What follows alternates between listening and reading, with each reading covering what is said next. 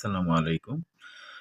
যেকোনো প্যাসেজের যদি কোনো প্রশ্ন থাকে হট দিয়ে, তাহলে সে ধরনের প্রশ্নগুলো আপনারা কিভাবে উত্তর করবেন, সেটি দেখাবো এই ভিডিওতে। হট দিয়ে করা প্রশ্ন উত্তর কৌশল। অর্থাৎ যদি প্রশ্ন থাকে হট দিয়ে, তাহলে আপনারা অবশ্যই সাবজেক্ট, ভার্ব এবং অবজেক্ট এইভাবে আসলে প্রশ্ন উত্তরটি লিখবেন। তো প্রথম একটি প্রশ্ন দেখি, what are folk songs composed on? অর্থাৎ লোকগীতি কিভাবে কম্পোজ মানে সৃষ্টি করা হয়, কি দিয়ে আর কি এই ফোক সংগুলো আসলে গঠিত হয়।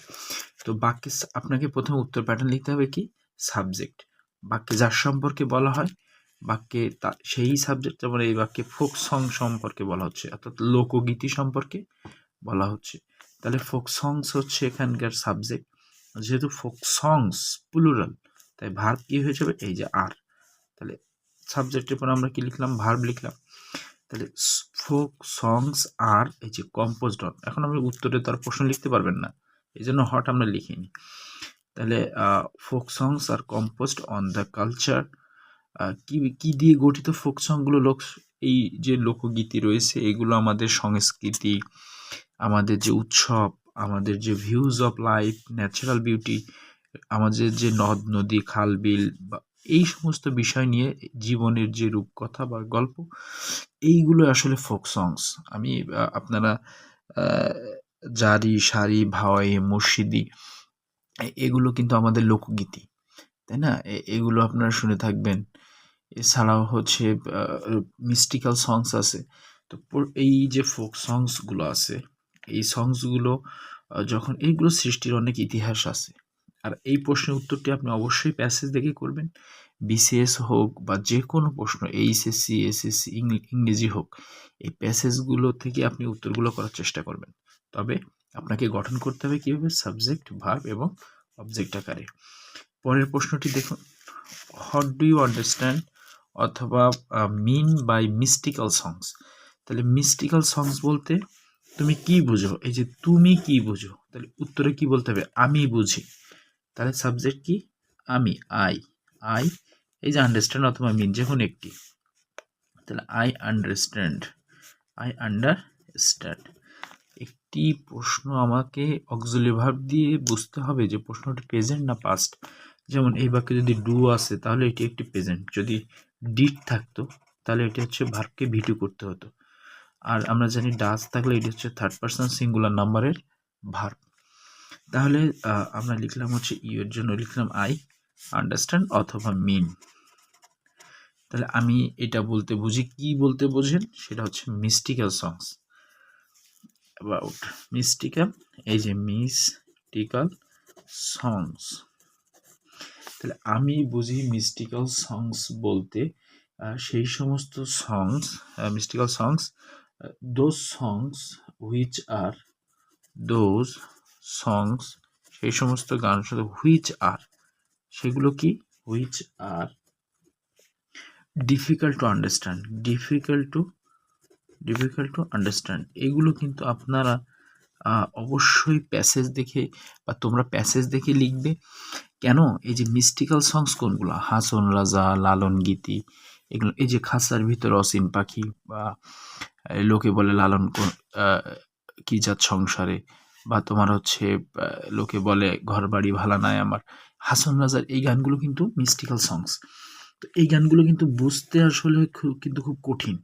অর্থাৎ মিস্টিক বলতে বোঝা হচ্ছে রহস্যময়ী, এই ধরনের গানগুলো, যে গানগুলোর একটু নিগুড় অর্থ রয়েছে, তো এরকম সংস। এবং দে হ্যাভ স্পিরিচুয়াল কোয়ালিটিস, তাদেরকে আধ্যাত্মিক একটা কোয়ালিটিস আছে গানগুলোর, এবং this qualities make them different from other songs. এই যে কোয়ালিটিগুলো আছে, এগুলো আমি কিন্তু প্যাসেজ দেখে বলছি। তো এই যে প্যাসেজ থেকে তোমাকে লিখতে হবে, এবং লেখার আগে অবশ্যই সাবজেক্ট ভার্বটা তোমাকে ঠিক করে লিখতে হবে। এবং যে জায়গাগুলোতে এই যে প্রশ্নের পরে এই যে আন্ডারস্ট্যান্ড, এই যে আন্ডারস্ট্যান্ড মিন বাই মিস্টিক্যাল সংস, এই জায়গাটা যেখানে মিলবে সেখানটাতে তুমি যে উত্তরটা লিখে দিবে। পরের প্রশ্নটা কি আছে, what has influenced folk music. আরেকটি বিষয়, আপনি যদি হট দিয়ে প্রশ্নের উত্তর, আপনি চাইলে হচ্ছে বা তোমরা চাইলে প্রশ্নের উত্তরগুলোর ব্যাখ্যাটা আগে লিখে তারপরে বলা যেতে পারে that has influenced folk music. যেমন এখানে কোন কোন বিষয় ফোক মিউজিককে প্রভাবিত করেছে, তাহলে এই যে ফোক মিউজিকগুলো প্রভাবিত করেছে যে বিভিন্ন চাকমা, মারমা, খাসিয়া অর্থাৎ আমাদের যে উপজাতি, এদের যে সংস্কৃতি, উৎসব, হ্যাঁ, তাদের জীবনাচরণ, এগুলো কিন্তু আমাদের এই যে ফোক মিউজিককে কিন্তু ইনফ্লুয়েন্স করেছে। এটি আমি প্যাসেজ দেখে বলছি। তো তোমাদের এই প্যাসেজ দেখে উত্তর করতে হবে। তাহলে আমরা বলতে পারি এই যে এভাবে উত্তর লেখা যেতে পারে, the life style of our ethnic group ethnic groups such as the lifestyle culture, এগুলো আমরা একটু জুড়ে দিতে পারি, কালচার and their হচ্ছে festivals, হ্যাঁ, all of our ethnic groups such as Chakma, Marma, Manipuri, Santhal, কি বলতে পারি, অনেকগুলো যেহেতু নাম বললাম, সাঁওতাল, মণিপুরি, এই জন্য কি বলবো, হ্যাভ ইনফ্লুয়েন্সড। এখানে কিন্তু কি ইনফ্লুয়েন্স করেছে, যে হ্যাজ ছিল সিঙ্গুলার, কিন্তু আমি যখন লিখলাম যে উপজাতিরা, এই জন্য কিন্তু হ্যাভ লিখলাম। হ্যাভ এই যে ইনফ্লুয়েন্সড এই যে ফোক মিউজিক, এইভাবে উত্তর কিন্তু লেখা যায়।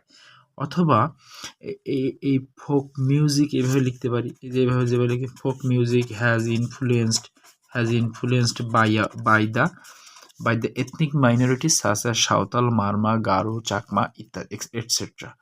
হ্যাঁ, এটাও বলা যেতে পারে, এইভাবেও তুমি লিখতে পারো। একদম শেষ প্রশ্নটি কি আছে, what are the ways of singing of folk song, কিভাবে আসলে ফোক সংগুলো গাওয়া যায়। তো এইটি হোয়াট আর দ্য ওয়েজ, এই যে কয় ধরন আছে, তা আমরা সাধারণত দুই ধরনের কিন্তু এই যে ফোক মিউজিকগুলো গাই। ফোক মিউজিকগুলো যেমন অনেক সময় নৌকা বাইস হয়, তখন কি নৌকায় 8-10 জন বসে কিন্তু একত্রে গানটি গায়। তো এটি কিন্তু কি গ্রুপ ওয়াইজ, অর্থাৎ এটিকে বলা হচ্ছে কোরাস বা চোরাস, যে উচ্চারণই করো এটা। অথবা আমরা বলতে পারি folk music can be sung by individually or এই যে কোরাস অথবা চোরাস, এই যে এইভাবে। তাহলে এটা সাবজেক্ট, তাহলে ফোক, এই যে ফোক সং, এই যে আমরা মানে ক্যান সাং আর কি, গাওয়া যায়। অথবা folk song can sung by individual or in group, একটি দলে, যেটাকে আমরা কি বলতে পারছি, এই যে চোরাস বা কোরাস, এইভাবে লিখতে পারো।